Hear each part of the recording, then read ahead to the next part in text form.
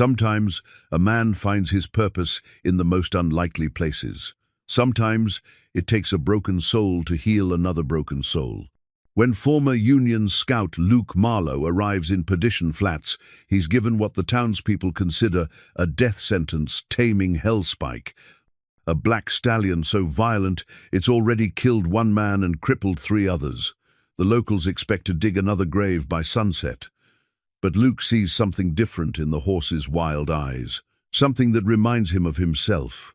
As he slowly earns the stallion's trust, Luke discovers that Hellspike once belonged to a murdered rancher, and his death is connected to a deadly conspiracy that still haunts the town.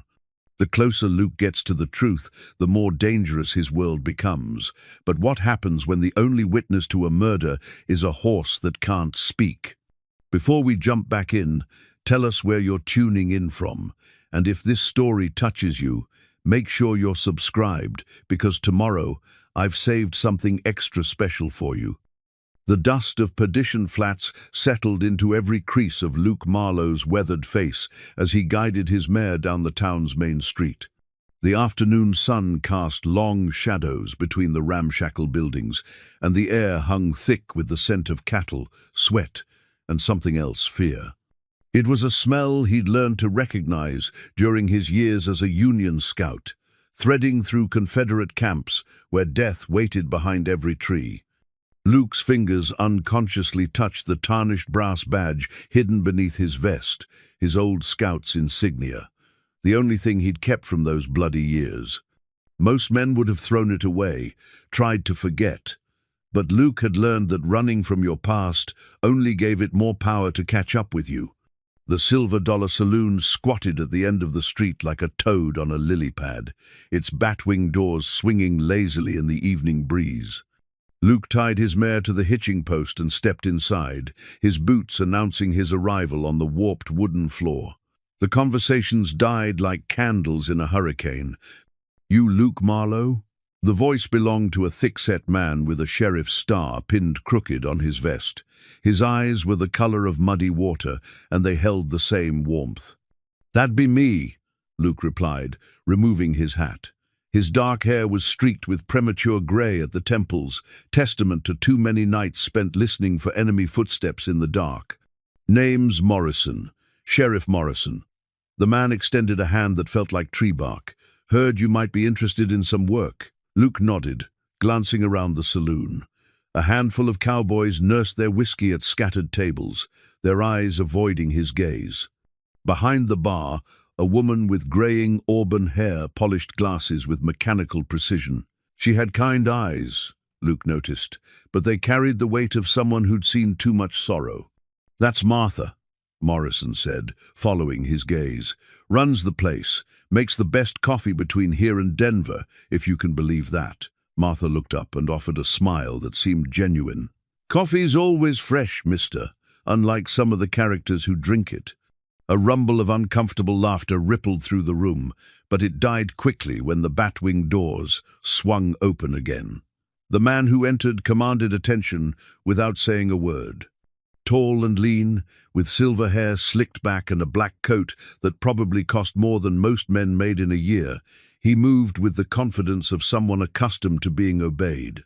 "Ezra Blackwood," Morrison muttered under his breath, "owns most of the cattle in 3 counties, and most of the men who work them." Blackwood's pale eyes found Luke immediately, sizing him up like a rancher evaluating livestock. "So you're the horsebreaker they sent for. I was expecting someone larger." "Size doesn't matter much when it comes to understanding horses, Mr. Blackwood." Luke's voice remained steady, but his hand instinctively shifted closer to his gun belt. Old habits. "Understanding?" Blackwood laughed, a sound like ice cracking. "Son, that animal out there isn't interested in understanding. Hellspike sent 3 good men to Doc Henley's surgery and put another in the ground. You sure you want to try your luck?" "I'm here to do a job," Luke said simply. "Your funeral." Blackwood turned to leave, then paused. "Literally, most likely. Hope you made your peace with whatever god you pray to." The saloon fell silent again after Blackwood left. Luke turned back to Morrison, who was wiping sweat from his forehead despite the evening chill. "Tell me about this horse," Luke said. Morrison glanced around nervously before leaning closer. "Hellspike belonged to Tom Whitmore. Good man, Tom. Ran a small spread about 5 miles north of town. Horse was gentle as a lamb, with him finest riding animal you ever saw. But after Tom died, something changed. Horse went wild, vicious, won't let anyone near him. How did Whitmore die?" "Robbery. At least, that's what we figure. Found him shot dead on the road back from town. Money was gone. Horse was standing guard over the body like a sentinel. We brought Hellspike back here, thinking maybe someone could calm him down. But he's been nothing but trouble since." Martha approached with a steaming mug of coffee, setting it down in front of Luke. "Tom was a good man," she said quietly. "Treated that horse like family. They understood each other in ways that went beyond words." Luke sipped the coffee. It was indeed excellent, and considered what he'd heard. In his experience, horses didn't just turn violent without reason. Something had broken this animal's trust, and broken trust was something Luke understood all too well. "Where is he now?" Luke asked. "Breaking pen behind Henderson's stable.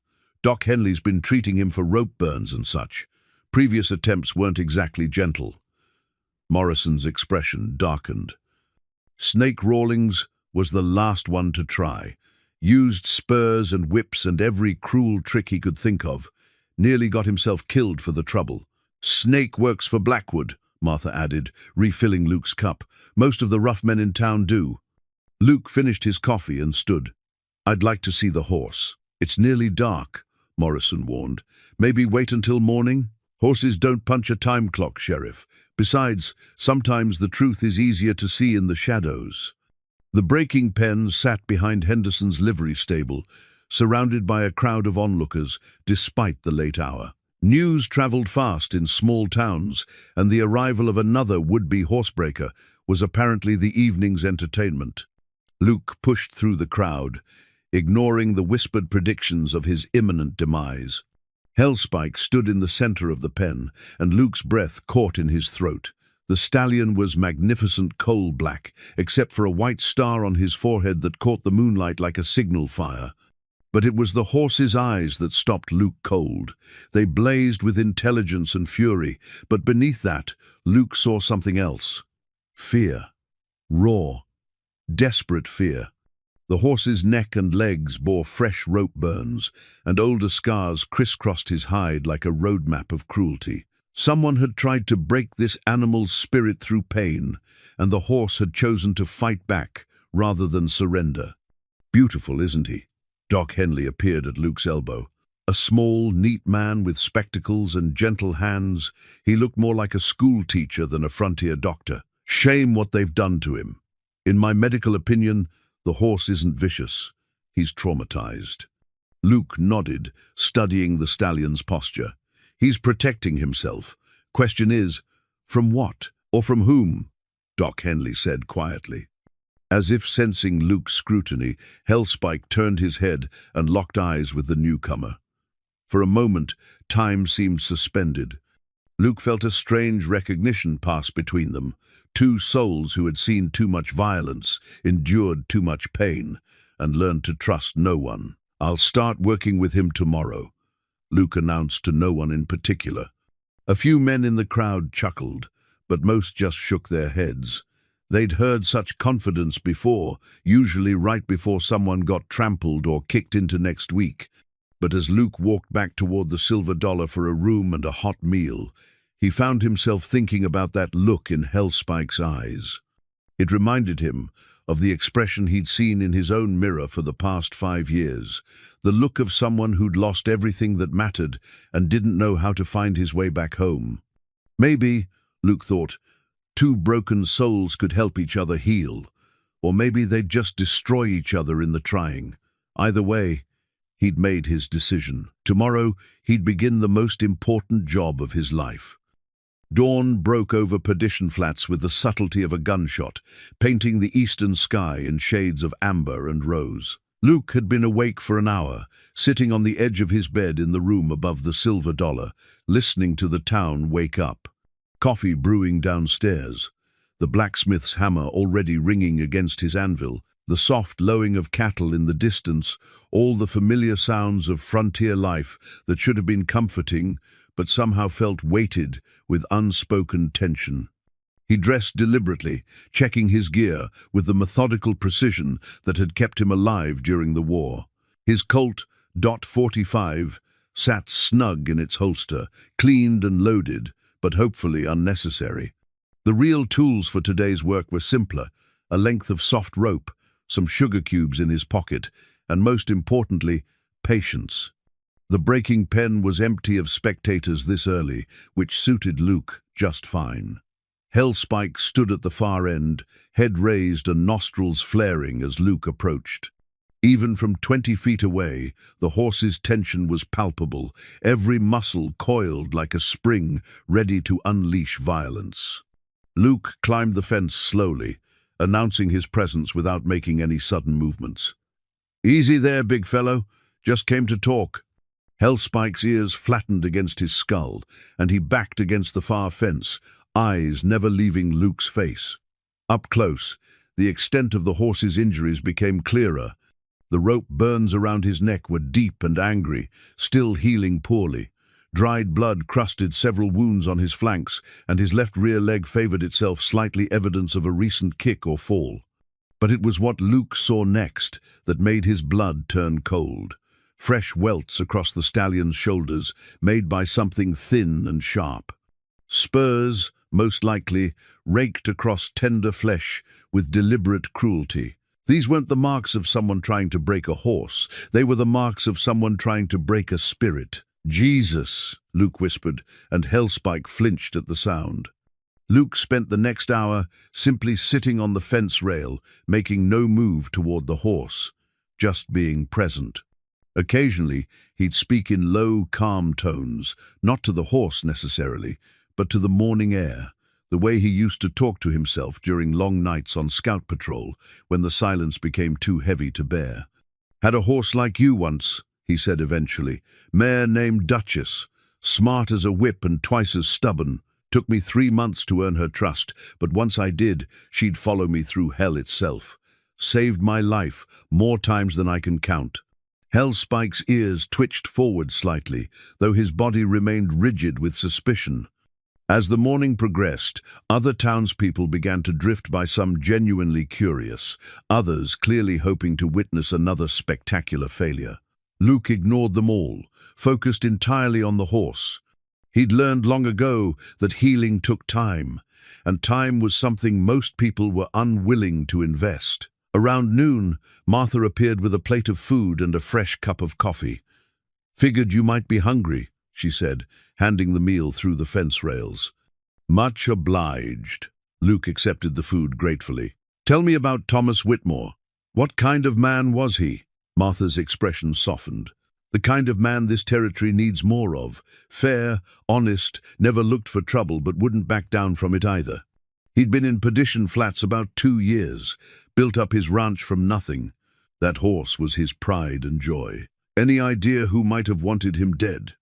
The question hung in the air like smoke from a campfire. Martha glanced around nervously before leaning closer to the fence. "Tom was asking a lot of questions before he died. About land deeds, water rights, cattle that kept disappearing from small spreads. Made some folks uncomfortable. Folks like Ezra Blackwood?" "I didn't say that," Martha replied quickly, but her eyes confirmed what her words wouldn't. After she left, Luke returned his attention to Hellspike. The horse had moved closer during the conversation, drawn perhaps by the sound of voices or the scent of food. Luke broke off a piece of bread and tossed it gently toward the stallion. Hellspike shied away, but his eyes followed the bread's path to the ground. "Not hungry, or just don't trust where it came from?" Luke asked softly. The afternoon brought unwelcome visitors. Snake Rawlings swaggered into the area around the breaking pen, flanked by 2 other men cut from the same rough cloth. Snake was tall and wiry, with pale eyes and a thin moustache that made him look like a gambler down on his luck. The scar running from his left ear to the corner of his mouth suggested he'd found his share of trouble. "Well, well," Snake drawled, leaning against the fence. "Still in one piece, I see. Give it time." Luke remained seated on his rail, but his hand rested casually near his gun belt. "Something I can do for you boys?" "Just came to offer some friendly advice," Snake continued. "That horse killed a man, put 3 more in the hospital. Maybe it's time to accept that some things can't be fixed." "Maybe," Luke agreed, "but I've always been curious about lost causes." Snake's companions chuckled, but there was no humor in their leader's eyes. "Curiosity killed the cat, stranger. In these parts, it's killed a few men too. That a threat?" "Just an observation. This town's got its own way of doing things. Outsiders who don't understand that sometimes find themselves in unfortunate situations." Luke studied the 3 men carefully. They wore the look of hired guns, confident in their violence, comfortable with intimidation. The kind of men who solved problems with bullets and asked questions later. "I appreciate the concern," Luke said finally, "but I signed on to break this horse, and that's what I intend to do." Snake spat into the dust. "Your funeral." "Literally." After they left, Luke noticed that Hellspike had retreated to the far corner of the pen again, agitated by the presence of the 3 men. The horse's reaction was interesting, not just wariness, but active fear, as if he recognized them. The rest of the day passed quietly. Luke made no attempt to approach Hellspike directly, content to let the horse grow accustomed to his presence. As evening approached, Doc Henley stopped by to check on both man and beast. "How's he doing?" the doctor asked, nodding toward Hellspike. "Scared," Luke replied honestly. "Someone's been working him over pretty good. Those welts on his shoulders are fresh." Doc Henley's expression darkened. "Snake was bragging yesterday about teaching that devil some manners.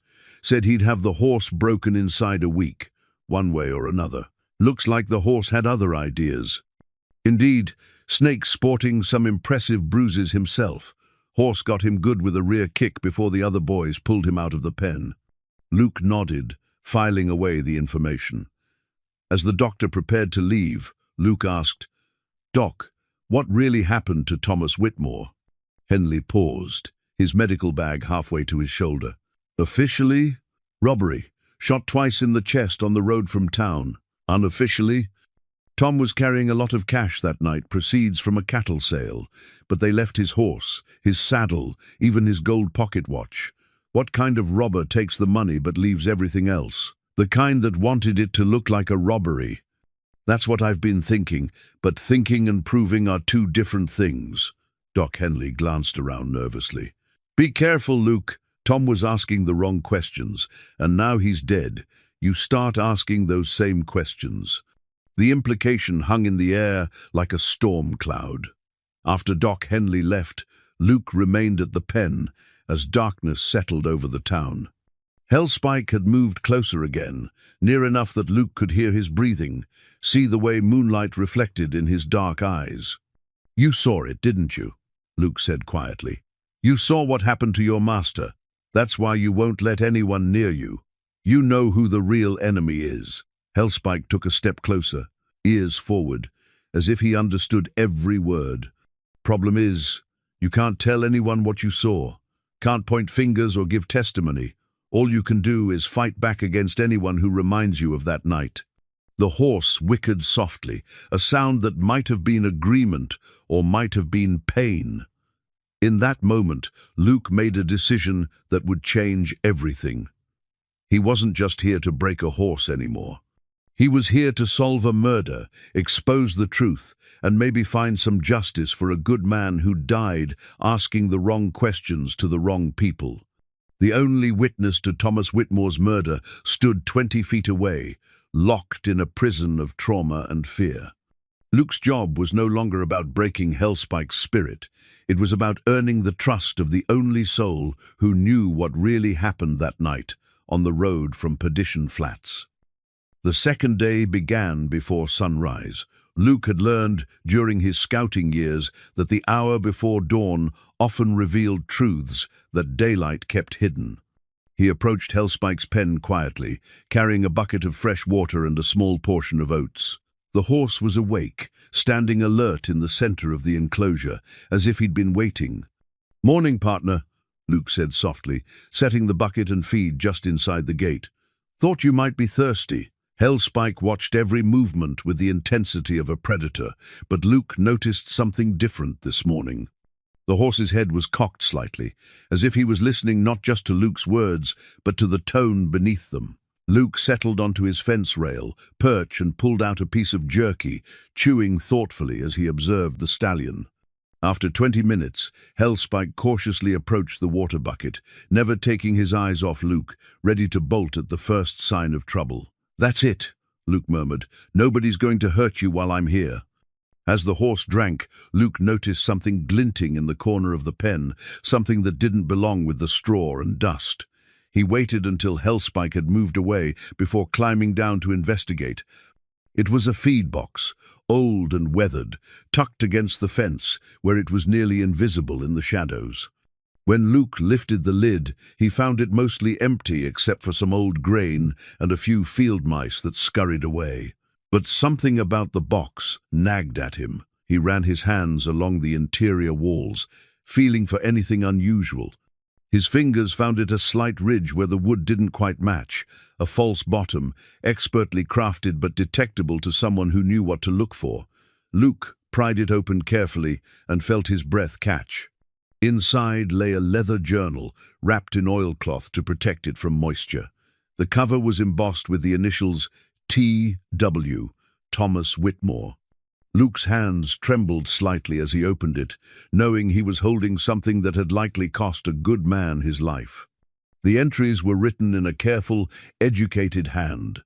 Most dealt with ranch business cattle counts, breeding records, expenses. But as Luke read deeper, darker themes emerged.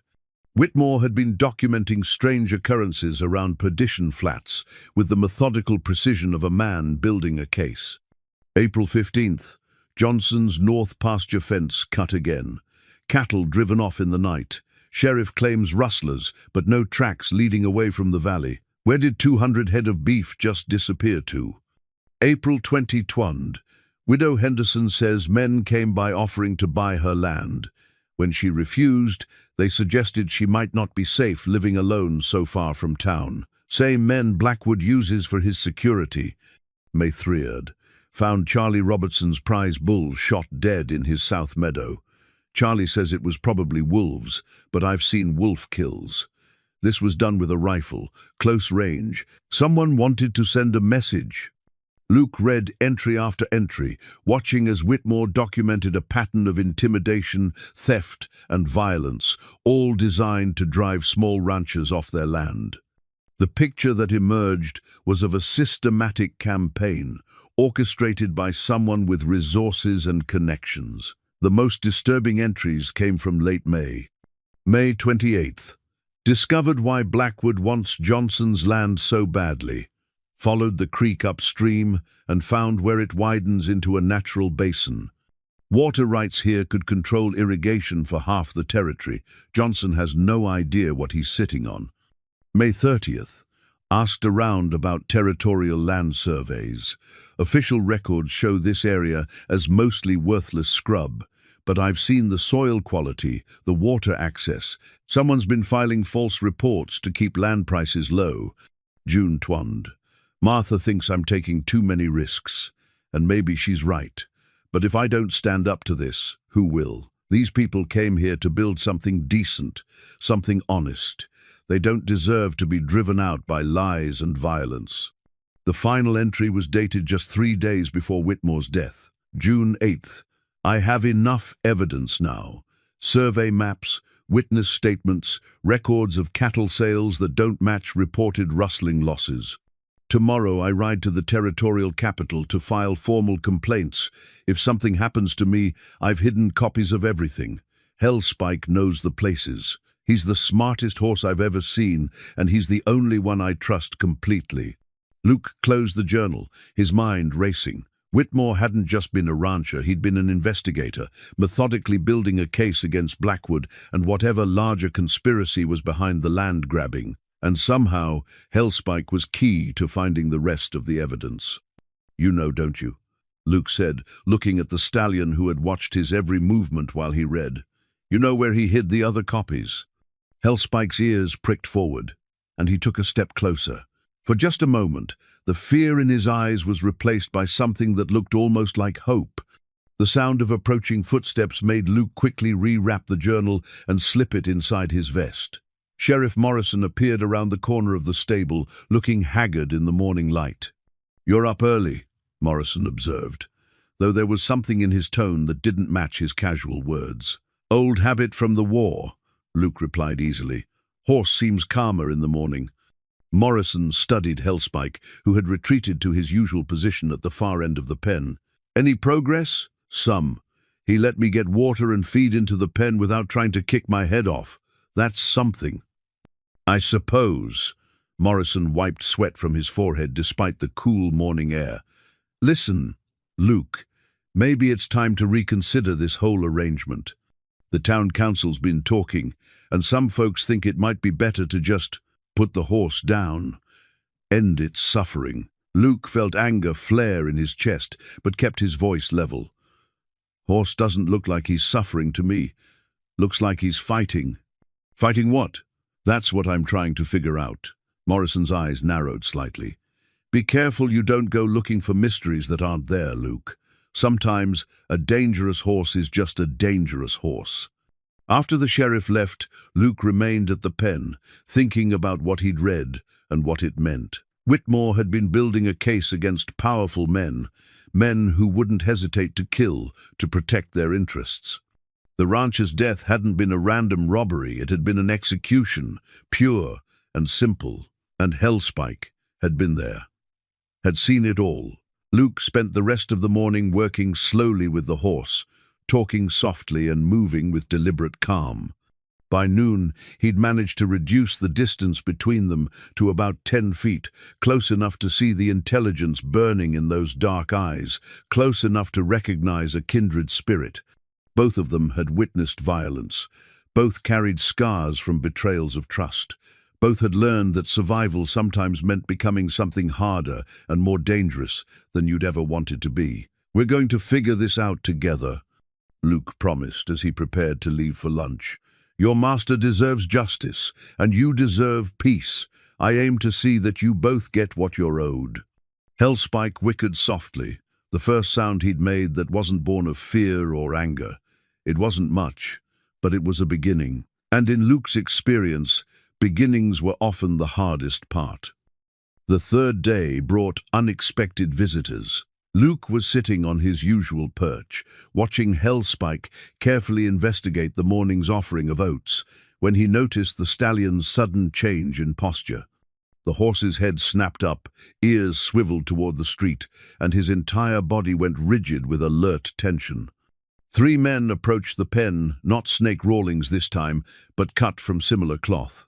They moved with the swagger of men accustomed to getting their way through intimidation. Luke recognized the type from his war days, bullies who were brave in groups but cowards when facing a fair fight. The leader wore a distinctive silver concho belt buckle that caught the morning sun. It was crafted in an elaborate Spanish style, probably worth more than most men made in a month. When he reached the fence, he spat a stream of tobacco juice into the dust and grinned at Luke with teeth stained brown. "You the horsebreaker?" he asked, though his tone suggested he already knew the answer. "I'm working with the horse, yes." "Name's Pete Gunner. These are my associates, Mills and Crawford. We work for Mr. Blackwood." He gestured carelessly toward his companions. "Mr. Blackwood's getting impatient. Says maybe it's time to try a more direct approach with this animal." Luke glanced at Hellspike, who had retreated to the far corner of the pen, but kept his eyes fixed on the 3 men. The horse's behavior was telling not just general wariness, but specific recognition and fear. "Horse is making progress," Luke said calmly. "These things take time." "Time's something Mr. Blackwood's running short on," Mills interjected. He was a thick-shouldered man with scarred knuckles and the flat eyes of a born killer. "Got buyers coming next week who want to see that horse performing like he's supposed to." "Performing?" "Racing, mostly. Gunner explained. Hellspike's got bloodlines worth more than this whole damn town. Before he went crazy, he was the fastest horse anyone had ever seen. Mr. Blackwood's got gentlemen coming from as far as San Francisco to see him run. Luke absorbed this information, filing it away with everything else he'd learned. Horse won't run for anyone while he's carrying all that fear and pain. Crawford laughed harshly. Fear and pain?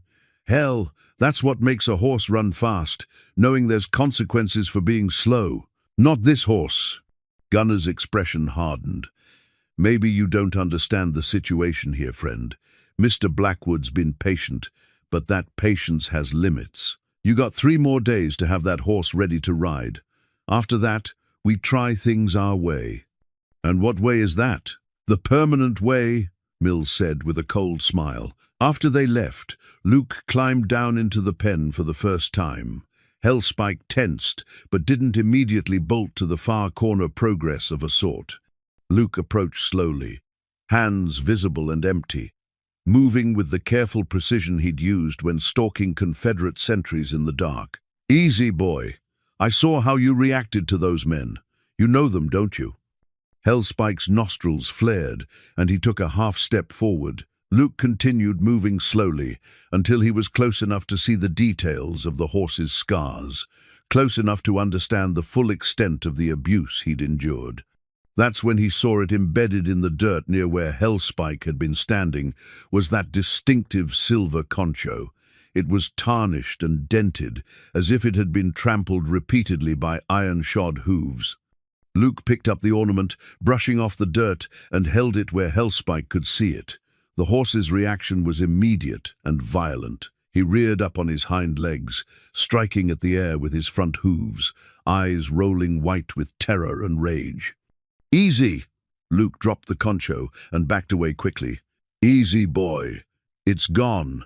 But Hellspike continued his display of fury, snorting and pawing the ground where the silver piece had fallen. Luke watched with growing understanding. This wasn't random violence, this was targeted hatred. The horse recognized that concho, connected it with pain and fear and loss. It took nearly an hour for Hellspike to calm down, and even then he kept glancing at the spot where the concho lay half buried in the churned earth. Luke left it there, knowing now that it was evidence of a crime, proof that Pete Gunner, or someone wearing his belt, had been in this pen before, had been part of whatever had broken this magnificent animal's spirit.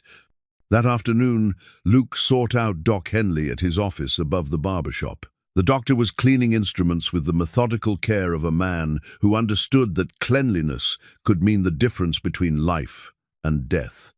Doc, I need to ask you about the men who tried to break Hellspike before me. Henley paused in his work, glancing toward the window that overlooked the main street. What about them? I need names, and I need to know exactly what injuries they sustained. That's patient confidentiality, Luke. I can't just... Doc.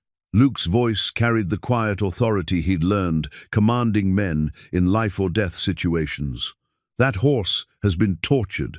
Systematically, whoever did it is still walking around free, and they're planning to finish the job in 3 days. Henley set down his instruments and studied Luke's face. Whatever he saw there seemed to convince him. The first man was Johnny Morse. Dislocated shoulder, broken ribs, concussion. Said the horse went crazy for no reason, but... He paused. But what? Johnny was drunk when he came in. Kept talking about how they should have just shot the horse when they had the chance, saved everyone the trouble. When I asked him what he meant, he clammed up real quick. What about the others? Snake rollings you know about.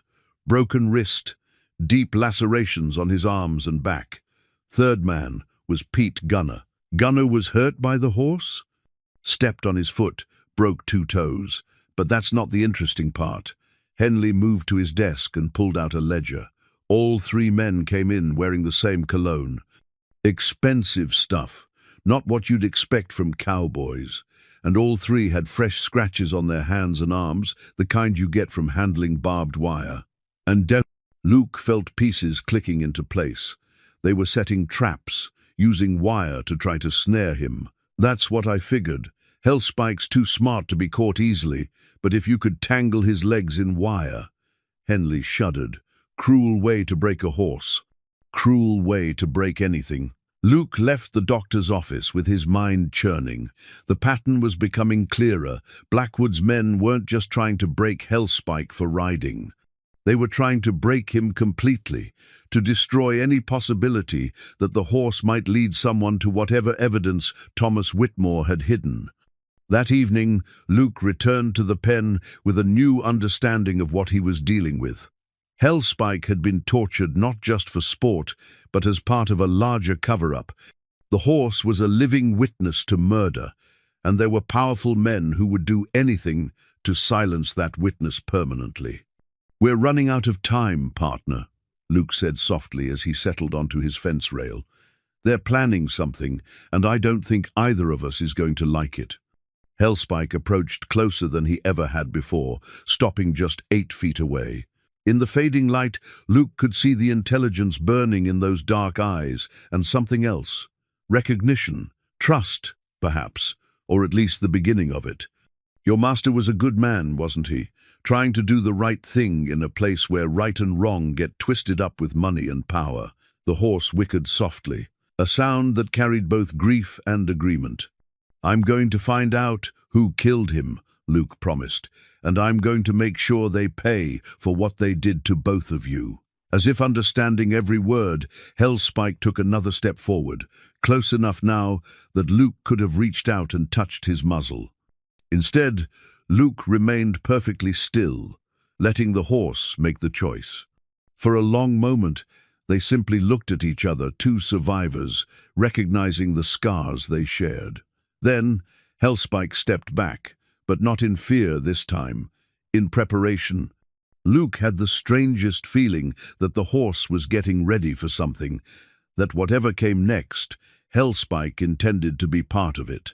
The war for Thomas Whitmore's justice was about to begin, and Luke had just gained the most important ally he could have asked for, the only witness who knew the whole truth. The fourth morning brought an unexpected discovery. Luke arrived at the pen to find Hellspike standing near the gate, alert but not aggressive. More importantly, he was standing next to a saddle, not just any saddle, but a beautiful piece of craftsmanship with silver conchos and hand-tooled leather that had been hidden beneath a tarp in the corner of the pen. "Well, I'll be damned," Luke murmured, climbing over the fence. "That's got to be Whitmore's saddle." Hellspike watched as Luke approached the saddle, but for the first time, there was no fear in his posture. If anything, the horse seemed to be presenting it, as if he'd been waiting for someone he trusted enough to show this hidden treasure. Luke examined the saddle carefully. It was a work of art, the kind that cost more than most men made in a year. But it was what he found tucked into a hidden compartment behind the cantle that made his breath catch. Another piece of oilcloth, this one wrapped around a surveyor's map, marked with Whitmore's careful annotations. The map showed the entire Perdition Flats area, but not as Luke had seen it described in any official documents. According to Whitmore's notations, the land around Johnson's ranch sat directly over what appeared to be a significant silver vein. More importantly, the creek that ran through the area could be diverted to create a substantial water source enough to irrigate thousands of acres that were currently considered worthless desert. Red X marks indicated the locations of other small ranches, each with notes about water rights, mineral surveys, and land claims. A pattern emerged as Luke studied the map. Someone with inside knowledge of the territorial surveys was systematically acquiring land that appeared worthless, but was actually sitting on significant resources. At the bottom of the map, in Whitmore's careful handwriting, was a note that made Luke's blood run cold. Federal land grants based on falsified surveys, water rights illegally transferred, mineral claims filed under false names, estimated value $2 million plus, evidence buried at Widow's Peak, Devil's Canyon, and Broken Creek. H knows the way. H had to be Hellspike.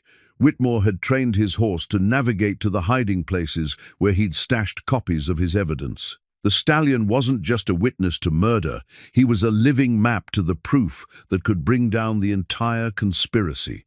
Luke looked up from the map to find Hellspike watching him intently. "You understand, don't you? You know what this means." The horse stepped closer, close enough that Luke could feel his warm breath. For the first time since arriving in Perdition Flats, Luke reached out slowly and let his fingers brush against Hellspike's muzzle. The horse didn't pull away.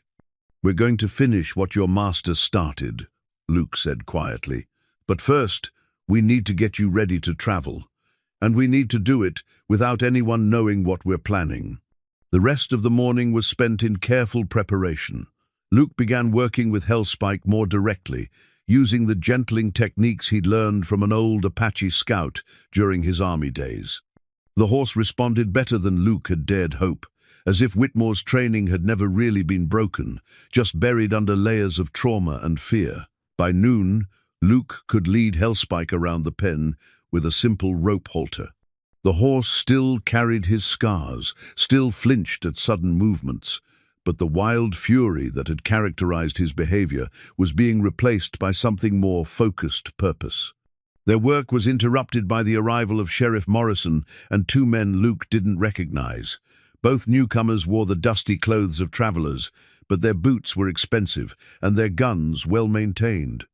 One was tall and lean with a carefully groomed mustache. The other shorter and broader, with the thick hands of a man who'd done hard work, but somehow managed to avoid the calluses. "Luke," Morrison called out, "like you to meet some folks. This here's Mr. Benjamin Carter from the Territorial Land Office and Mr. James Walsh from the Cattle Association." Carter stepped forward with the confident manner of a bureaucrat accustomed to being important. "Mr. Marlowe, we've heard about your work with this animal. Impressive progress, from what the sheriff tells us." "Still early days," Luke replied carefully, studying both men. Something about their presence felt wrong, too convenient, too well-timed. "Nevertheless," Walsh interjected, "we're here on official business. The territorial government has decided that this horse represents a potential danger to public safety. We're here to evaluate whether he should be permanently retired." Luke felt Hellspike tense beside him, as if the horse understood the euphemism.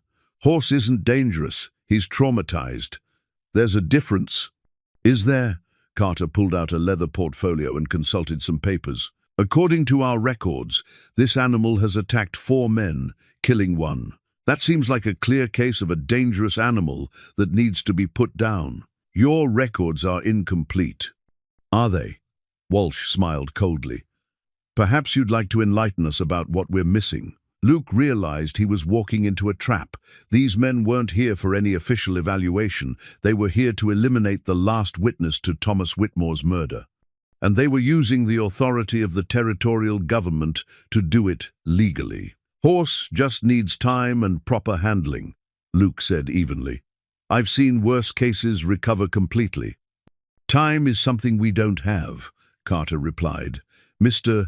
Blackwood has filed a formal complaint with the territorial authority, claiming this animal represents an ongoing threat to his business interests. He's requesting immediate action." "What kind of action?" Walsh drew his sidearm with practiced ease.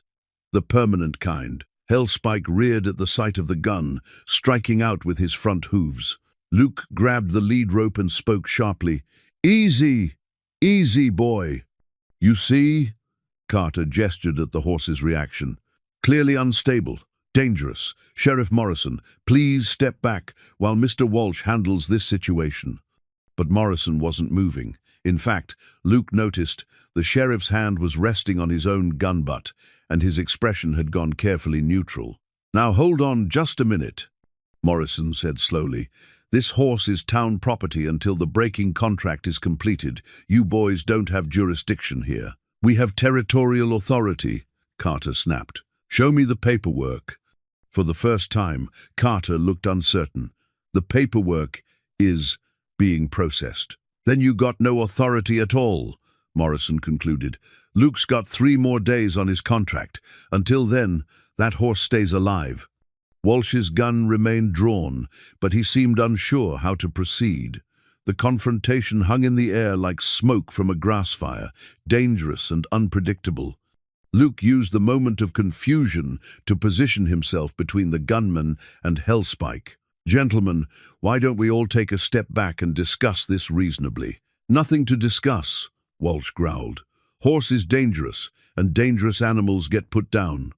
"Not today they don't," Morrison said firmly. The standoff lasted another tense minute before Carter apparently decided retreat was the better part of valor. "Very well, Sheriff, but we'll be back with proper authorization. And when we return, this matter will be resolved permanently." After they left, Morrison holstered his gun and turned to Luke. "You got any idea what that was really about?" Luke looked at Hellspike, who had calmed down but remained alert and ready for trouble. "I'm starting to get a pretty clear picture, Sheriff.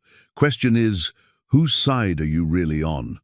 Morrison met his gaze steadily. "I'm on the side of justice, Luke. Always have been. Problem is, sometimes justice and the law don't quite line up the way they should." It was the most honest thing anyone in Perdition Flats had said to Luke since his arrival, and it suggested that maybe, just maybe, he wasn't as alone in this fight as he'd thought. That evening, Luke made a decision that would change everything. Hidden in his room, above the silver dollar, he carefully cleaned and oiled a pair of spurs he'd found wrapped in Whitmore's saddle, distinctive Mexican rowels with intricate silver inlay work that had probably been crafted by a master artisan south of the border. The spurs were beautiful, but more importantly, they carried the scent and memory of Hellspike's murdered master. Luke had seen enough broken soldiers during the war to understand how powerful familiar objects could be in reaching through trauma to the person, or in this case, the horse trapped inside. When he approached the pen the next morning carrying the spurs, Hellspike's reaction was immediate and profound. The stallion's head came up sharply, nostrils flaring as he caught the familiar scent. But instead of the fear and rage Luke had expected, something else flickered in those dark eyes: recognition, memory, and beneath it all, a grief so deep it seemed to echo in the morning air. "You remember him, don't you?" Luke said softly, holding the spurs where Hellspike could see them. "These were his. He wore them when he rode you."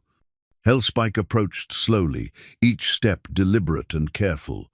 When he reached Luke, he lowered his great head and gently nuzzled the spurs, breathing in the scent of the man who had loved him. The sound he made was unlike anything Luke had heard from him before, a low, mournful whicker that spoke of loss and longing. "I know, boy. I know you miss him." For the next hour, Luke worked with Hellspike while wearing the spurs, not using them to direct the horse, but simply letting their presence rebuild the connection between past and present. The stallion's entire demeanor changed. The constant tension that had defined his posture melted away, replaced by something that looked almost like peace. It was during this session that Luke first noticed Hellspike responding to commands in Spanish, not just simple directions, but complex instructions that suggested sophisticated training. When Luke said "Busca el sendero," find the trail, the horse's ears pricked forward, and he moved toward the eastern edge of the pen. When he said "Lugar secreto," secret place, Hellspike actually pawed the ground and looked toward the mountains. "Whitmore trained you to navigate to specific locations, didn't he? Places where he hid his evidence." The horse bobbed his head as if in agreement, and Luke felt a chill run down his spine. He was dealing with an animal that had been trained not just for riding, but for intelligence work, carrying messages, finding hidden locations, remembering complex routes through difficult terrain. Their work was interrupted by Martha's arrival with lunch and troubling news. "Luke, you need to know Snake Rawlings was asking questions about you last night. Wanted to know where you came from, what your business was before you got here. What did you tell him?" "Nothing, because I don't know anything. But he was also asking about Tom Whitmore's saddle. Seems to think it should have been sold off with the rest of Tom's property." Luke glanced at the saddle, now prominently displayed on the fence rail where anyone could see it. "What happened to the rest of Whitmore's belongings?" "Auctioned off to pay his debts, supposedly. Though folks noticed that Blackwood bought most everything, usually for less than it was worth." Martha's expression darkened. including Tom's land, which went for back taxes a week after he died. Convenient timing. Very convenient. Too convenient, if you ask me.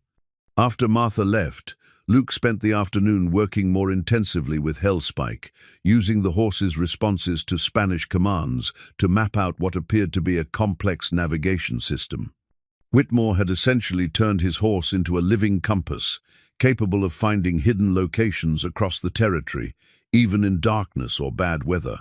By evening, Luke felt confident enough to attempt something that would have been suicide just days earlier, saddling Hellspike. He moved slowly, talking constantly in the gentle tones the horse had come to trust, using Whitmore's own tack to bridge the gap between past and present. Hellspike trembled as the saddle settled onto his back, but he didn't explode into violence.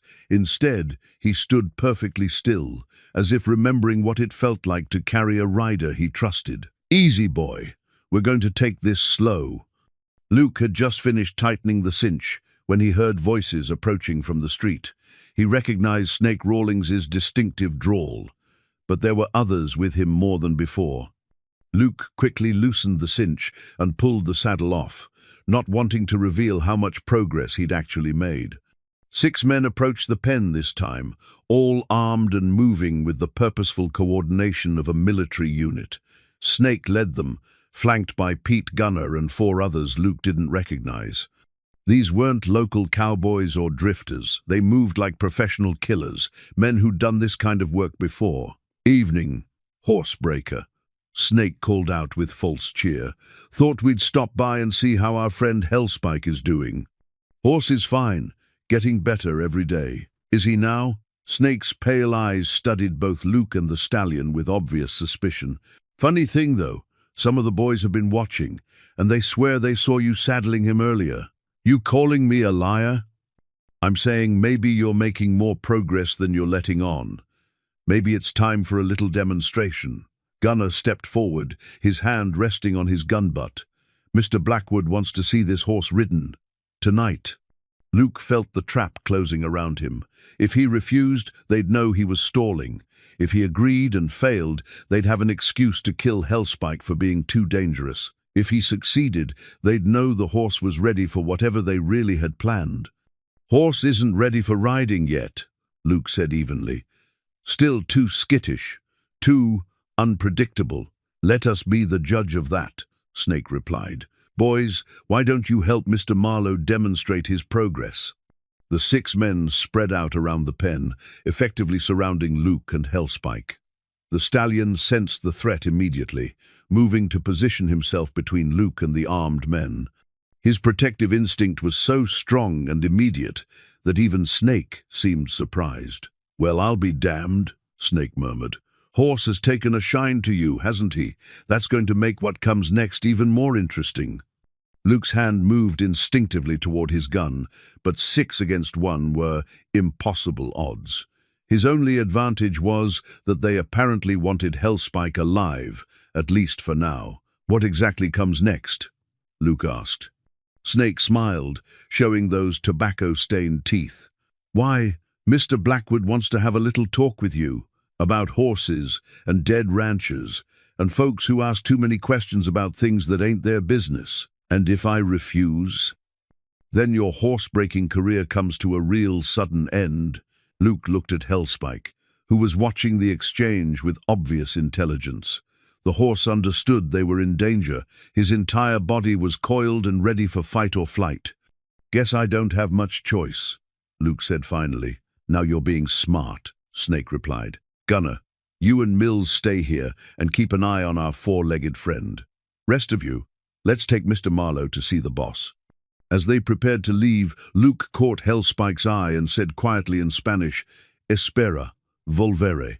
"Wait, I'll be back." The horse's ears flicked forward, acknowledging the command. Luke only hoped he'd live long enough to keep that promise.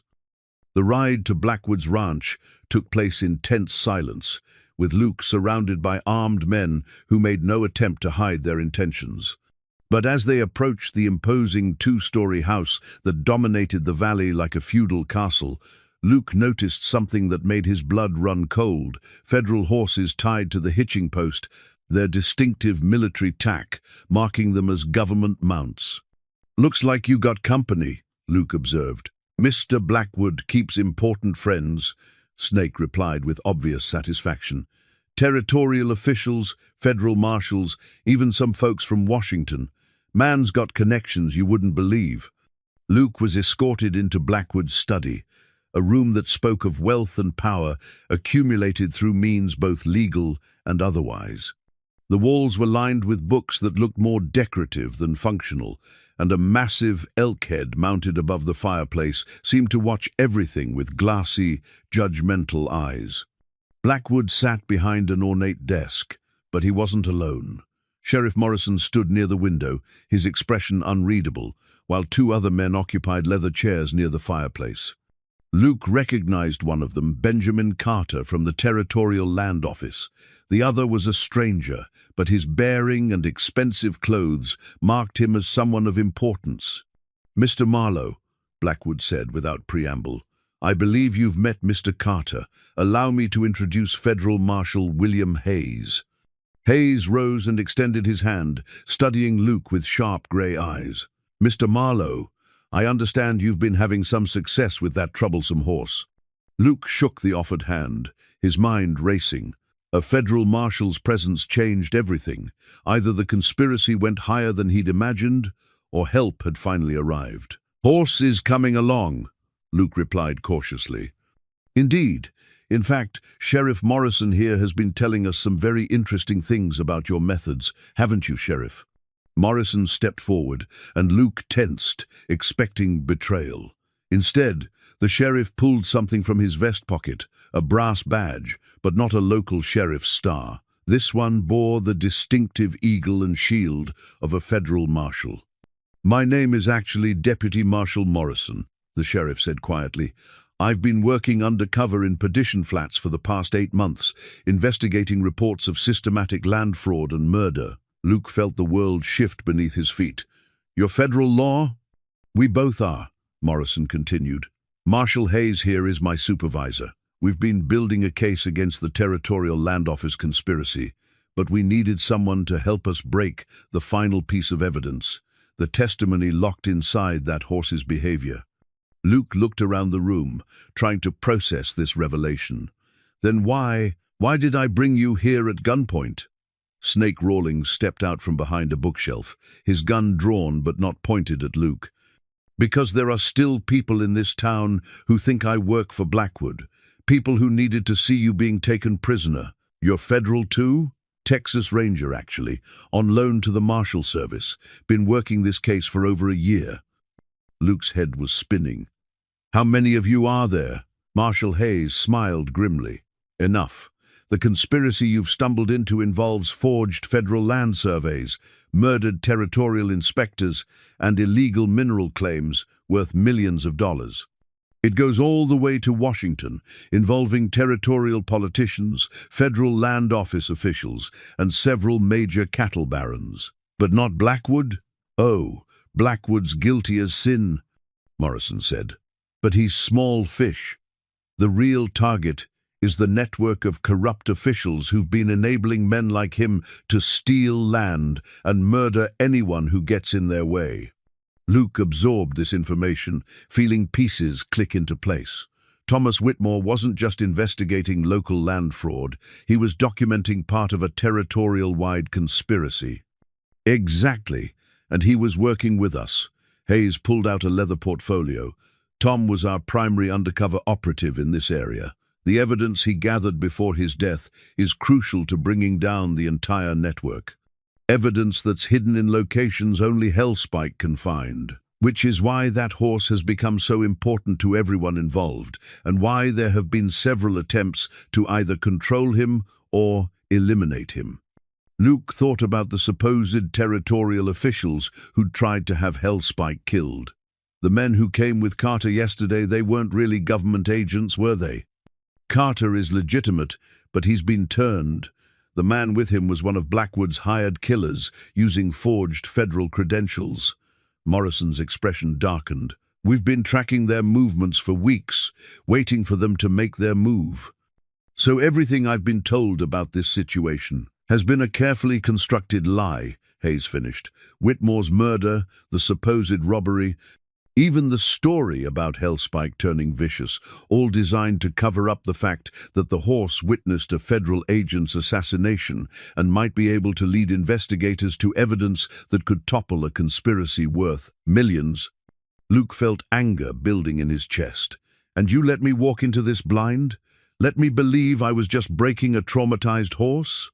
"We needed your reaction to be genuine," Snake, or whoever he really was, explained.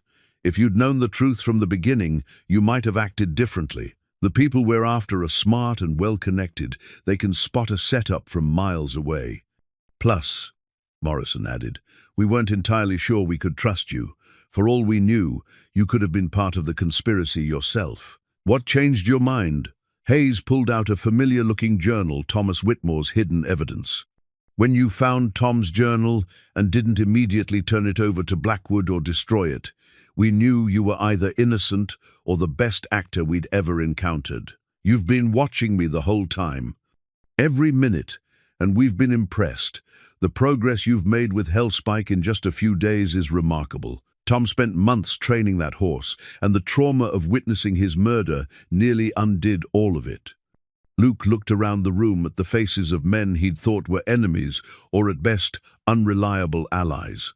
"So what happens now?" "Now," Marshal Hayes said, standing and moving to a map on Blackwood's wall, "you help us recover the evidence Tom hid. According to his journal, there are 3 cache sites that Hellspike knows how to find. One contains original survey documents proving the Federal Land Office has been filing false reports. Another has witness statements from other murdered agents.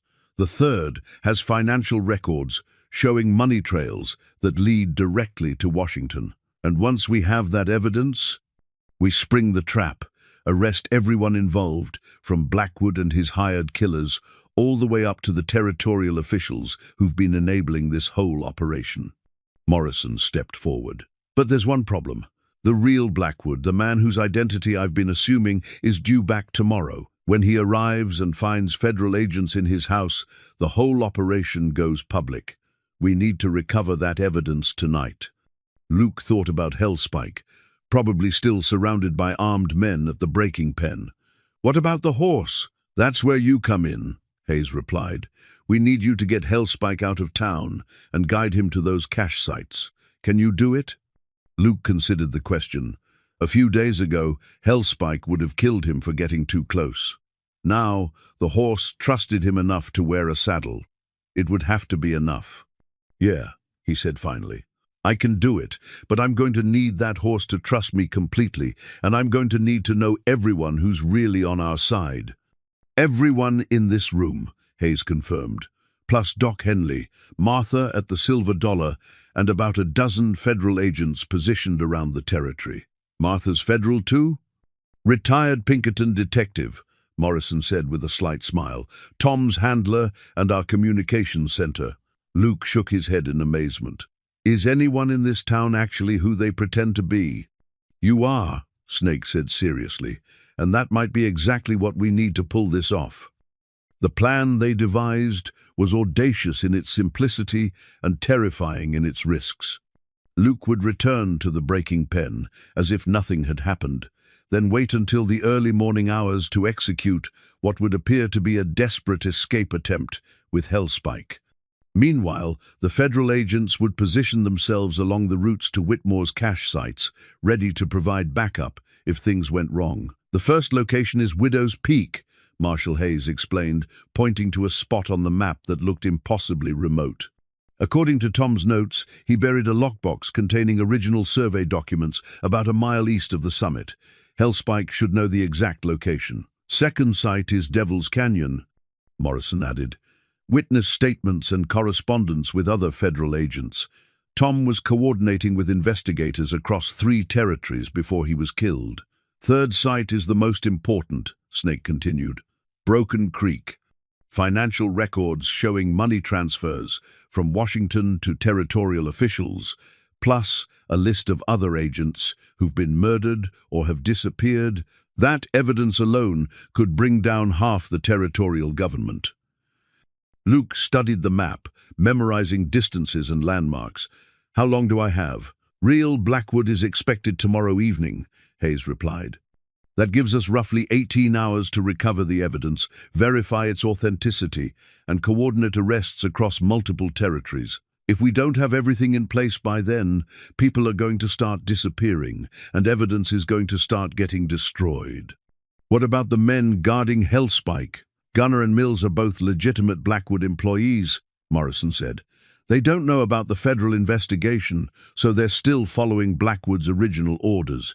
Keep the horse alive, but don't let anyone get too close to him." "And Snake?" The Texas Ranger grinned. "I'll be returning to my usual charming self, complaining about guard duty and looking for excuses to leave those two alone with their prisoner. Shouldn't be too hard to create a distraction when you need it." Luke felt the weight of responsibility settling on his shoulders. Everything depended on his ability to communicate with a traumatized horse and navigate to locations he'd never seen, based on directions from a dead man. "There's something else you need to know," Hayes said quietly. "Tom's journal mentions that Hellspike was trained to respond to specific coded messages, phrases that would tell him when to lead someone to the cache sites versus when to lead them away from danger. You know these codes? Some of them. Buscar la verdad means find the truth, that should trigger his navigation training for the cache sites. Peligro cerca means danger close. He's trained to find escape routes when he hears that." Morrison pulled out a worn piece of paper. "Tom also trained him to respond to written commands. If something happens to you, if you can't speak the codes, you can write them down and show them to the horse. He can apparently read basic Spanish." Luke stared at the paper, amazed again at the depth of training Whitmore had given his horse. "How long did it take to teach him all this?" "According to Martha, Tom spent every free moment with that horse for 2 years, taught him like you'd teach a partner, not just an animal." As they prepared to leave Blackwood's house, Hayes pulled Luke aside for a final private conversation. "Luke, I need you to understand something. The men we're after have killed federal agents, territorial officials, and civilians without hesitation. If they realize what we're doing, they'll come after you with everything they have." "I understand." "Do you? Because once you ride out of town with that horse, you're going to be completely on your own until you reach the cache sites. We can't provide backup without blowing our cover." Luke thought about Hellspike, about the intelligence he'd seen in those dark eyes, about the trust that had slowly developed between them. "I won't be alone. I'll have a partner who knows this country better than anyone. A horse who's been traumatized by witnessing murder and torture. A horse who wants justice for his master as much as we do." Hayes studied Luke's face for a long moment. Tom said something similar about Hellspike, that he was more than just an animal, that he understood concepts like loyalty and justice in ways that most humans never do. Tom was right. I hope so. Because if this goes wrong, if you can't reach those cache sites, or if the evidence isn't there, a lot of very bad people are going to walk away free, and they'll make sure that no one ever tries to stop them again. The return journey to town was conducted in the same theatrical manner as the trip out, with Luke apparently under guard and heading for an uncertain fate. But now he understood the performance, knew that the grim faces around him concealed allies rather than enemies. When they reached the breaking pen, Luke was relieved to see that Hellspike appeared unharmed. The horse had been pacing the enclosure, clearly agitated by his absence, but he calmed immediately when Luke came into view. "Horse missed you," Gunner observed with surprise. "Been restless as a caged cat since you left."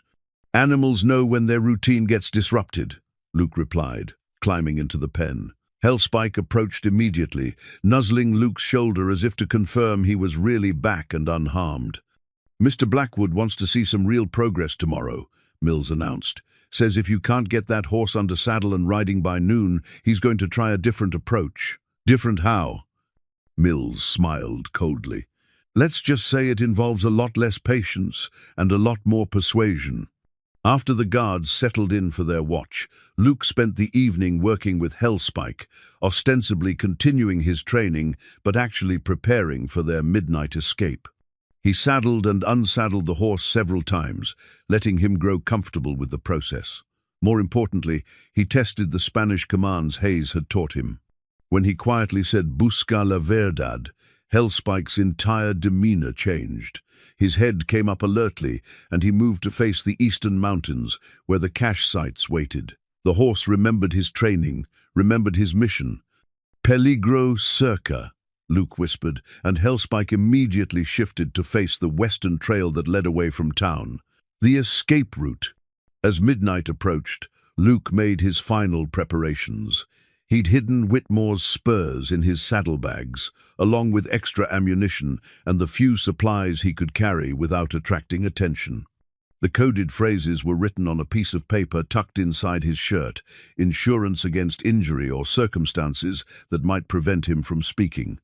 Most importantly, he'd found something else in Whitmore's saddlebags, a letter wrapped in oilcloth and marked with instructions that made Luke's chest tight with emotion. "For whoever earns Hellspike's trust, if something happens to me, this horse is the key to everything. He knows where the truth is buried, and he'll lead you there if you treat him with the respect and kindness he deserves. He's not just an animal, he's my partner, my friend, and the only witness to crimes that must not go unpunished. Trust him as I have trusted him, and he will help you finish what we started. Thomas Whitmore." Luke carefully folded the letter and tucked it away, feeling the weight of a dead man's trust settling on his shoulders. Whitmore had prepared for his own death, had known the risks he was taking, and had counted on someone like Luke to continue his work. At midnight, Snake created the distraction they needed. A commotion near the Silver Dollar, apparently a fight between two drunk cowboys, drew both Gunner and Mills away from their guard posts. They left reluctantly, but the sound of breaking glass and shouting convinced them that their presence was needed to maintain order. Luke had perhaps 10 minutes before they returned. He worked quickly, saddling Hellspike with practiced efficiency. The horse stood perfectly still, as if he understood the gravity of what they were about to attempt. "This is it, partner," Luke whispered as he led Hellspike to the gate. "Time to finish what your master started." The escape itself was almost anticlimactic. Luke had scouted the route earlier, identifying the path that would take them out of town with the least chance of being seen. Hellspike moved like a ghost, his hooves making barely a whisper on the soft earth as they navigated between buildings and around sleeping camps. Once they reached the edge of town, Luke mounted and felt the powerful horse gather himself beneath the saddle. For a moment, he remembered Hellspike's reputation for violence, wondered if the horse would accept a rider or explode into the fury that had hospitalized 3 men and killed another. Instead, Hellspike stood perfectly still, waiting for direction. When Luke touched his heels gently to the horse's sides, the stallion moved forward with the smooth gait of a well-trained mount. The trust between them was complete. They rode east toward the mountains, guided by moonlight and the horse's infallible memory of routes he'd traveled with his murdered master. Luke felt a strange sense of peace despite the danger they faced. For the first time since the war ended, he was doing something that mattered, something that could bring justice to people who deserved it, and punishment to those who had earned it. Behind them, Perdition Flats slept under a blanket of stars, unaware that the next 24 hours would determine whether truth or corruption would prevail in this corner of the territory. Ahead lay 3 cache sites containing evidence that could topple a conspiracy reaching to the highest levels of government. And between the sleeping town and the hidden truth rode a broken man and a traumatized horse, bound together by shared purpose and the ghost of a good man who had died trying to do the right thing. The real test was just beginning. Dawn was breaking over the eastern peaks when Hellspike suddenly stopped, his ears pricked forward and his whole body alert to something Luke couldn't yet perceive. They had been riding for 6 hours through increasingly difficult terrain, climbing steadily toward Widow's Peak, and Luke had learned to trust the horse's instincts completely. "What is it, boy?" Luke whispered, dismounting to give his legs a rest and to study their surroundings. They stood on a narrow trail that wound between towering pines, with the peak visible above them through the trees. According to Whitmore's map, they were close, perhaps a mile from where the evidence was buried. But Hellspike's behavior suggested they weren't alone on the mountain. Luke pulled out his field glasses and scanned the trail ahead. There, a glint of metal among the rocks about 500 yards up the slope. Someone was waiting for them. Someone who had anticipated their route and positioned himself to control the high ground. "Looks like we've got company," Luke murmured to Hellspike. "Question is, are they friendly or hostile?" The horse answered by backing away from the trail and turning toward a game path that led through denser timber. Luke had learned to read Hellspike's signals, and this one was clear. Danger ahead, alternative route available. They spent the next hour picking their way through deadfall and undergrowth, following paths that seemed to exist only in Hellspike's memory. The horse moved with confidence, even when Luke could see no trail at all, navigating by landmarks and instincts developed during countless rides with his murdered master. When they finally emerged from the timber, Luke found himself looking at a sight that made his blood run cold. Spread out below them, in a small clearing, was a camp containing at least a dozen armed men, their horses picketed nearby and weapons stacked with military precision. Federal agents? Luke wondered aloud, but Hellspike's continued agitation suggested otherwise. Luke focused his field glasses on the camp and felt his heart sink. These weren't lawmen, they were the same kind of professional killers he'd encountered in Perdition Flats, led by a man he recognized as one of Carter's companions from the Territorial Land Office. They had been betrayed. Someone in the federal operation had leaked their plans, and now Blackwood's allies were positioned to intercept them at every cache site. Luke was considering their options when Hellspike suddenly wheeled and crashed back into the timber. A rifle shot cracked through the morning air, the bullet splintering bark inches from where Luke's head had been a moment before. "Go!"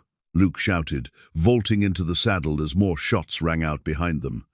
Hellspike plunged down the mountainside through terrain that should have been impossible to navigate at speed. Branches whipped past Luke's face, and rocks scattered under the horse's hooves, but somehow they stayed upright and kept moving.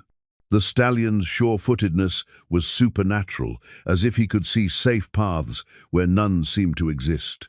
Behind them, Luke could hear shouting and the sound of horses crashing through the underbrush in pursuit. Their hunters were skilled, but they lacked Hellspike's intimate knowledge of this country.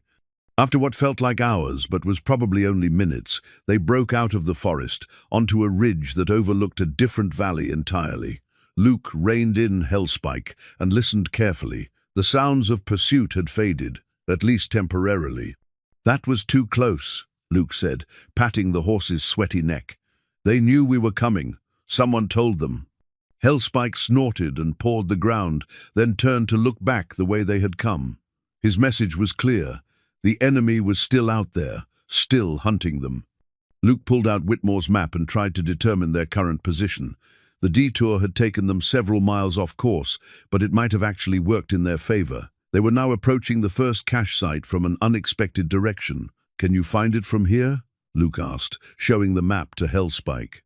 The horse studied the paper with obvious intelligence, then turned and began picking his way along the ridge toward a distinctive rock formation that matched one of Whitmore's landmarks. They found the cache site exactly where Whitmore's notes had indicated a lightning-struck oak tree standing alone on a small plateau. Its blackened trunk split, but still standing like a monument to nature's violence. As they approached, Luke felt Hellspike tense beneath him, and he understood why. This was where Thomas Whitmore had died. The horse approached the tree slowly, his steps careful and reverent. Luke dismounted and let Hellspike have a moment to grieve at the place where his master had made his final stand. The stallion nuzzled the scarred bark and whickered softly, a sound that spoke of loss and longing. "I know, boy, but we're going to make this right." Luke began searching for the buried evidence, using landmarks described in Whitmore's journal. 20 paces east of the tree, near a distinctive boulder shaped like a sleeping bear, Luke dug carefully with his hands, not wanting to damage whatever lay beneath. His fingers found metal, a lockbox wrapped in oilcloth, and buried just deep enough to protect it from weather and casual discovery. Inside were the documents Hayes had described, original territorial surveys showing valuable mineral deposits and water rights, plus correspondence proving that Federal Land Office officials had been filing false reports to keep land prices artificially low. But there was something else in the box, something that made Luke's blood freeze. A partial list of federal agents working the conspiracy case, with several names crossed out in red ink. Names of agents who were now dead, according to the dates written beside each crossed-out entry. At the bottom of the list, in different handwriting, was a notation that made everything clear. All field agents compromised. Washington operation blown. Execute termination protocol immediately. Luke understood now why their escape had been anticipated. The corruption went deeper than anyone had realized, deep enough to reach into the federal operation itself. Someone in Marshal Hayes's organization was feeding information to the conspirators. Hellspike's sudden alert posture made Luke look up from the documents. The horse was staring back toward the valley, his ears pricked forward and his nostrils flaring. Luke grabbed his field glasses and scanned their back trail. Their riders emerging from the timber they had escaped through earlier, at least 8 men, moving with the systematic precision of a military patrol. They had picked up Luke and Hellspike's trail and were closing in fast. Luke shoved the documents back into the lockbox and secured it in his saddlebags. "Time to go, partner. We've got what we came for, but it won't do any good if we don't live to deliver it." As he mounted, Luke made a decision that went against every tactical instinct he'd developed during the war. Instead of running, instead of trying to evade their pursuers, he was going to face them head-on. Because he'd finally understood what this was really about. The men hunting them weren't just trying to recover stolen evidence. They were trying to eliminate the last witnesses to a conspiracy that reached into the highest levels of territorial and federal government. Thomas Whitmore had died at this tree, murdered by men who thought they could bury the truth along with his body. But they had made one crucial mistake. They had underestimated the intelligence and loyalty of his horse. Hellspike had brought Luke here not just to recover evidence, but to finish what his master had started. And Luke intended to do exactly that, no matter what it cost. Luke had barely finished securing the lockbox when he spotted something that made his heart race. A Winchester rifle, weathered but still functional, half hidden beneath a pile of stones near the lightning-struck oak. Thomas Whitmore's rifle, abandoned where he'd made his final stand against his killers. "He tried to fight them off from here," Luke murmured, lifting the weapon and checking its action. 3 cartridges remained in the magazine, not much, but better than facing 8 armed men with only his sidearm. Hellspike whickered urgently, and Luke looked up to see their pursuers had reached the base of the plateau. They were spreading out, trying to surround the position, moving with the confidence of men who believed they had their quarry trapped. Luke recognized their leader now, not one of Blackwood's local hired guns, but the supposed federal marshal who had tried to have Hellspike killed. A man with the authority to coordinate operations across territorial boundaries and the connections to know exactly where Luke would be heading. "You boys are making a mistake," Luke called out, his voice carrying clearly in the thin mountain air. "I'm working with federal authorities. Stand down and identify yourselves." The response was a rifle shot that kicked up dirt near Hellspike's hooves. The horse didn't flinch, if anything. He moved closer to Luke, as if offering his support for whatever was coming next. "Thomas Whitmore probably said something similar," the leader shouted back. "Didn't do him much good." "You killed him?" "I supervised, just like I'm going to supervise your death and your horses. Should have minded your own business, stranger." Luke felt anger building in his chest, not the hot, reckless fury that got men killed in battle, but the cold, focused rage that made them dangerous. These men had murdered a federal agent, tortured an innocent animal, and were now planning to eliminate the evidence of their crimes. "Come and get me," Luke called back, chambering a round in Whitmore's rifle. What followed was unlike any battle Luke had experienced during the war. His opponents were skilled and well-equipped, but they were also overconfident, expecting to face a lone horsebreaker rather than a veteran cavalry scout who had survived 4 years of the bloodiest conflict in American history. Luke used the terrain to his advantage, moving from position to position around the lightning-struck tree while Hellspike provided mobile cover. The horse seemed to understand exactly what was needed, positioning himself to block angles of attack and even using his hooves to kick rocks toward their enemies when they got too close. The Winchester spoke 3 times, and 3 men went down. Luke's remaining cartridges were in his saddlebags, but reaching them meant exposing himself to crossfire from multiple directions. That's when Hellspike did something that took Luke's breath away. The stallion moved deliberately to where one of the fallen men lay, used his teeth to pick up the man's rifle, and carried it back to Luke with the careful precision of a trained retriever. "Jesus," Luke whispered, accepting the weapon. "You really are something special." The tide of battle shifted when Luke heard familiar voices among their attackers. Marshal Hayes and Snake Rawlings, the Texas Ranger, were working their way up the plateau from the eastern approach. "Luke," Hayes called out, "we tracked you from town. Are you all right?" "Stay back," Luke shouted in response. "These aren't all Blackwood's men. Some of them are federal."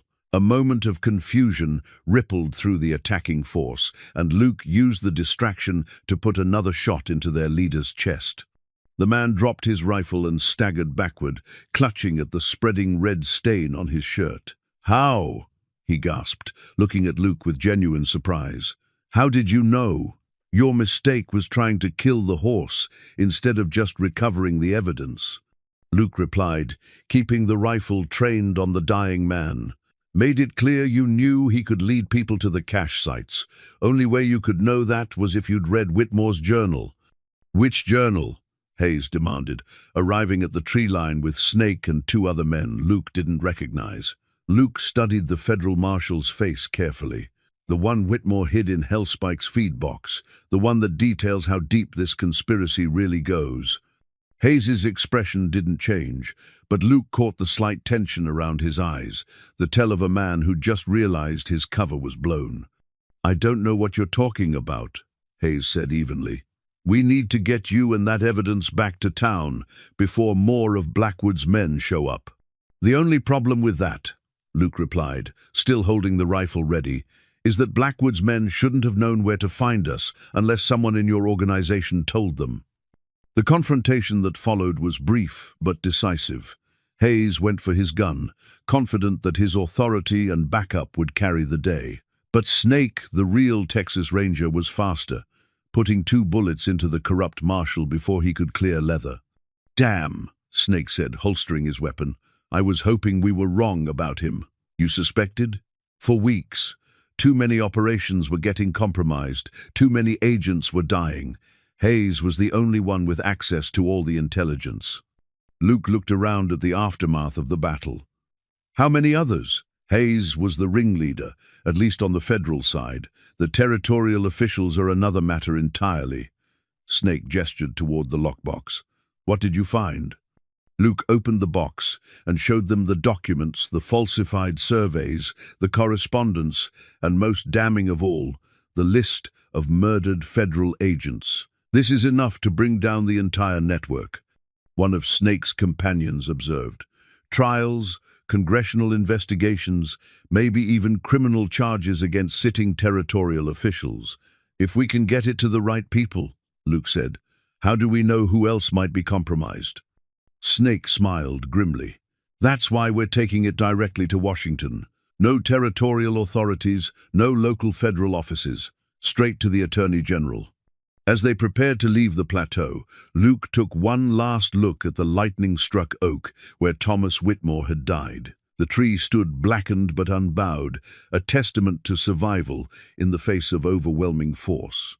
Hellspike approached the tree once more, touching his muzzle gently to the scarred bark. Then he turned away, ready to carry his master's legacy toward justice. "Come on, partner," Luke said, mounting the stallion. "Let's go finish what Tom started." The ride down from Widow's Peak was somber but hopeful. They had the evidence, they had trustworthy federal agents to deliver it, and they had eliminated the immediate threat to their mission. But Luke knew the real work was just beginning. Bringing down a conspiracy this large and well-connected would take time, patience, and the kind of courage that Thomas Whitmore had shown when he chose to fight rather than look the other way. At least now, thanks to a traumatized horse and a broken-down cavalry scout, the truth would finally have its day in court. 6 months later, Luke stood in the same spot where he'd first encountered Hellspike, but everything had changed. The breaking pen was gone, replaced by a proper pasture where the black stallion grazed peacefully in the morning sun. The rope burns and scars had healed, leaving only faint traces of the abuse he'd endured. More importantly, the fear was gone from Hellspike's eyes, replaced by the calm confidence of a horse who knew he was valued and protected. "Hard to believe it's the same animal," Doc Henley observed, joining Luke at the fence rail. 6 months ago, he was trying to kill anyone who came near him. Now look at him. Luke smiled, watching as Hellspike approached the fence to investigate their conversation. The horse had grown sleek and healthy, his coat gleaming with the care of someone who understood that healing took time and patience. "He was never really dangerous," Luke replied. "Just scared and angry. Can't blame him for that." The trials in Washington had exceeded everyone's expectations. Thomas Whitmore's evidence had brought down not just the territorial conspiracy, but a network of corruption that reached into Congress itself. 14 federal officials had been arrested, including 3 sitting territorial judges and a deputy attorney general who had been coordinating the land fraud from Washington. Ezra Blackwood was serving 20 years in federal prison. The men who had actually murdered Whitmore, including the corrupt Marshal Hayes, were dead, killed either in the gun battle at Widow's Peak or during subsequent arrests. More importantly, the stolen lands had been returned to their rightful owners or sold at fair prices to families who actually intended to work them. The water rights that had been illegally transferred were restored, and new territorial surveys were conducted by federal inspectors who had been thoroughly vetted for honesty. "Got a letter from Snake yesterday," Luke mentioned, pulling the folded paper from his vest pocket. "Says the last of the appeals were rejected. The convictions are final. Justice served then, as much as it ever is." Doc Henley nodded thoughtfully. "And what about you? Any regrets about staying on as sheriff?" Luke considered the question, watching Hellspike move with the fluid grace that had made him such a valuable partner during those dangerous months of investigation. After the trials, the people of Perdition Flats had asked Luke to take over as permanent sheriff, and he'd accepted, partly because someone needed to ensure that corruption didn't take root again, but mostly he'd stayed because of the horse. "No regrets," Luke said finally. "This is good work. Important work. And Hellspike? He's my deputy," Luke replied with a slight smile. "Best partner I've ever had." It was true, in ways that went beyond humor.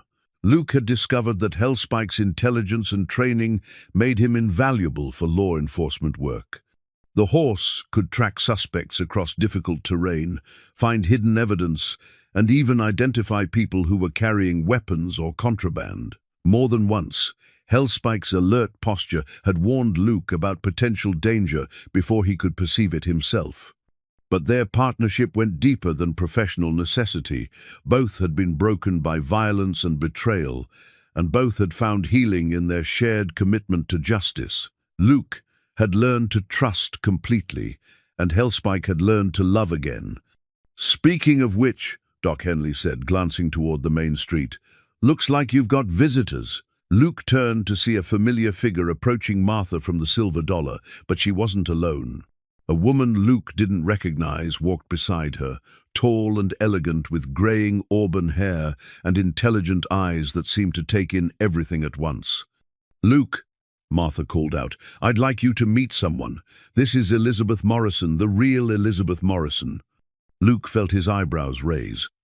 During the investigation, they'd learned that the federal agents had assumed the identities of real people, including Sheriff Morrison. Luke had wondered what had happened to the actual residents whose names had been borrowed. "Miss Morrison," Luke said, touching the brim of his hat, "I hope you'll forgive the confusion about your identity." Elizabeth smiled, and Luke noticed that it transformed her entire face. "No confusion to forgive. I was working in Denver during all the excitement. Martha's been filling me in on what I missed." Elizabeth was Tom Whitmore's special friend, Martha explained, with the careful delicacy of someone navigating emotional territory. "She's come back to settle his affairs and decide what to do about his ranch." Luke felt something shift in his understanding. He looked at Hellspike, who had moved closer to the fence and was watching the conversation with obvious interest. "The horse knows you," Luke observed. "We spent a lot of time together before Tom died," Elizabeth replied, approaching the fence slowly. Hellspike extended his muzzle, and she stroked it gently. "Tom used to say that Hellspike was the best judge of character he'd ever met. If the horse liked you, you were all right. If he didn't, you probably deserved whatever happened next," Luke finished. "Exactly." They stood in comfortable silence for a moment, watching as Hellspike continued to nuzzle Elizabeth's hand. The horse's obvious affection for her was unmistakable, and Luke found himself curious about this woman who had clearly meant something significant to Thomas Whitmore. "I've been thinking about Tom's ranch," Elizabeth said eventually. "It's too much for one person to manage, and I'm not really a rancher anyway. But I hate the idea of selling it to strangers who might not understand what Tom was trying to build there." Luke sensed where the conversation was heading. "What kind of understanding are you looking for? Someone who knew Tom, who appreciated what he stood for. Someone who understands that the land isn't just about cattle and profits, but about building something decent and honest." She paused, studying Luke's face. "Martha tells me you might be that someone." Luke looked out at the mountains, where he and Hellspike had risked their lives to recover evidence of a murdered man's courage, where they had fought together and learned to trust each other completely. "I've got responsibilities here in town," he said slowly. "Sheriff's job is part-time. Mostly," Martha interjected. "Town's quiet these days, with all the troublemakers either dead or in prison. You could probably run a small ranch and still handle the law enforcement duties." Luke felt Hellspike's attention focused on him, as if the horse understood exactly what was being discussed and had opinions about the outcome. "What do you think, partner?" Luke asked quietly. "Ready to go home?" Hellspike whickered softly and bobbed his head, a gesture so clearly affirmative that all three women laughed. "I think that's your answer," Elizabeth said. "When would you like to see the property?" "How about now?" Luke replied. "Hellspike knows the way." An hour later, they rode together toward Thomas Whitmore's ranch, Luke on Hellspike, Elizabeth on a gentle mare from the livery stable, and Martha driving a small wagon with supplies for what might be an extended visit. The day was perfect, with clear skies and a warm breeze that carried the scent of wildflowers from the meadows. As they crested the ridge that overlooked Whitmore's spread, Luke felt his breath catch. The ranch was beautiful, a log house nestled against a grove of aspens, good grazing land stretching toward the mountains, and a creek that ran clear and strong through the heart of the property. "Tom loved this place," Elizabeth said quietly. "Used to say it was what the whole territory could become if people had the courage to do things right, instead of just doing things easy." Luke dismounted and walked to the edge of the overlook, taking in the view. Hellspike followed, standing beside him as they surveyed the land that could be their new home. "What do you think?" Luke asked the horse. "Is this where we belong?" Hellspike's answer was to trot down the slope toward the ranch house, looking back as if to say, "What are you waiting for?" Luke laughed, the first completely carefree sound he'd made in months. "Guess that settles it." As they rode toward their new future, Luke reflected on the strange journey that had brought him to this moment. He'd come to Perdition Flats as a broken man looking for work, and he'd found purpose, partnership, and now the possibility of something that felt remarkably like home. Behind him, the town that had been saved from corruption dozed peacefully in the afternoon sun. Ahead lay Thomas Whitmore's dream of what honest people could build when they had the courage to stand up for what was right. And beside him rode Hellspike, no longer the traumatized, violent animal that had been shaped by fear and pain, but a confident partner ready for whatever challenges lay ahead. Luke reached over and patted the stallion's neck, feeling the powerful muscles beneath the smooth coat, remembering the trust that had been built one careful moment at a time. "Come on, partner," he said, touching his heels gently to Hellspike's sides. "Let's go home." The black stallion responded with the smooth, ground-covering gait that had carried them through danger and brought them safely to justice. But now, instead of fleeing from enemies or searching for hidden evidence, they were simply riding toward a future that held the promise of peace. Sometimes, Luke thought, the best endings were also the simplest beginnings.